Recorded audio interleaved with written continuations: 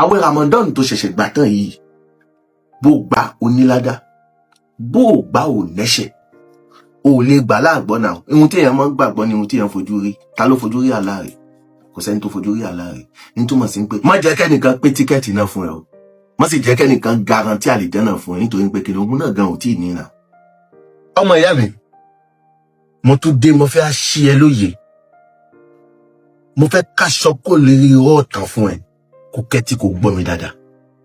Má jẹ́ kí ẹnìkan sọ ayé ẹ dàbí tó ṣe dà o, nítorí wípé tí a bá ń sọ wípé ìmúnilẹ́wú ó ti wà ọjọ́ ti pẹ́, kí la fi á múnilẹ́wú? Ìmọ̀ ni. Ẹni tó bá nímọ̀ jù ẹ lọ, ó lè fi eré ẹ fi ṣeré. Ìdí nìyẹn tó jẹ́ pé èmi fi ayọ̀ ẹ kò nínú oko ẹrú. Mo sọ lọ́jọ́ wo, mo sọ fún ẹ wípé o ò gbọ́dọ̀ jóye ajágbémọ́gèfèrè, èrò kíkí kì í ṣe ọ̀rọ̀ ọ̀yàn o.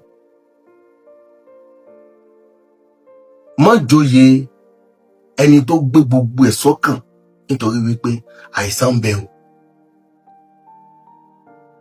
Ṣó mọ̀ wípé gẹ́gẹ́ bí tí mo ṣe ṣe lálàyé fún ẹ wípé àwọn nǹkan kan wà tó ṣe ká nípa Ọlọ́run gbà wá níyànjú ẹ̀ ni wípé bó ṣe yóò ṣe ẹ́ láǹfààní, kò wá sọ pé bó ṣe ó ní kankan o. Mo ti sọ fún ẹ o, mo gbàgbé, mo sọ wípé gbogbo ohun tí o bá bá nínú àdìsí, tí o bá bá ìdàkejì ẹ̀ nínú Kùránì, mọ̀ wípé ohun tí wọ́n gbé sínú àdìsí yẹn wọ́n ń ni o. Tẹ̀lé mi ká lọ. Ọlọ́run sọ sínú Al-Kùránì, ó sọ wípé yá àyúwà lèzínà àmànù, àti ń gbé kí ní jẹ́ mùmínùn, kí ní jẹ́ yá àyúwà, a pè gbogbo àlèzínà àmànù, àwọn tó ṣe ká ní pé wọ́n fọkàn tán Allah, kí n ṣe olùgbàgbọ́ òdodo. Ìsọkúsọ ni, ìsọkúsọ ni. Ẹni tó fọkàn tán Allah kì í ṣe ẹni tó gba Allah gbọ́. O lè gbà láàgbọ́ náà. Ihun tí èèyàn máa ń gbàgbọ́ ni ihun tí èèyàn fojú rí. Ta ló fojú rí Allah rẹ̀? Kò sẹ́ni tó fojú rí Allah rẹ̀. Ní túmọ̀ sí pé ẹni tó fọkàn tán Allah. Ìsìn ó sọ yá àyúwà lèzínà àmànù, ìwọ tó mọ á pé gbogbo ẹ̀yin tẹ́ fi ọkàn tán Allah o. Ọlọ́run sọ níbẹ̀ wípé kùtíbà alaykum siyam, mo gbà ẹ́ níyànjú. Ìwọ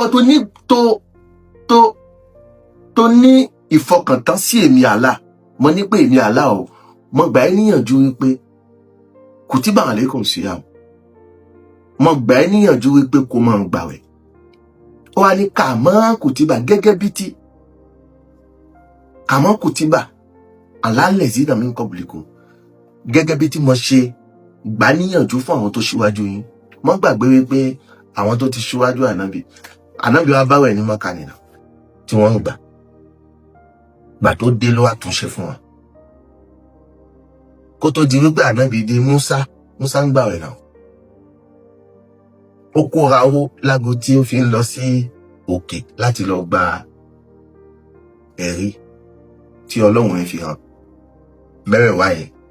Máa gbàgbé wípé ànábì Dáwùd òun náà ń gbàwẹ̀ kánàbì tó dé o. Òun máa ń gbàwẹ̀ oṣù mẹ́fà, ó máa ṣínú oṣù mẹ́fà. Yín túmọ̀ sí pé yóò gbàwẹ̀ lónìí, kò ní gbàwẹ̀ lọ́jọ́ kejì, ló gbàwẹ̀ lọ́jọ́ kẹta, kò ní gbàwẹ̀ lọ́jọ́ kẹrin, ló gbàwẹ̀ lọ́jọ́ karùn-ún, kò ní gbàwẹ̀ lọ́jọ́ kẹfà. Ohun tí mo fi á sọ fún ẹ̀hún ni wípé kíni, ó ní gẹ́gẹ́ bí tí a ṣe gbà níyànjú fún àwọn tó ti ṣíwájú. Ọlọ́run ni wá sọ fún yín pé la'allakum tattaqun. Kí ni ń jẹ́ tattaqun? Kí ni ń jẹ́ takwa?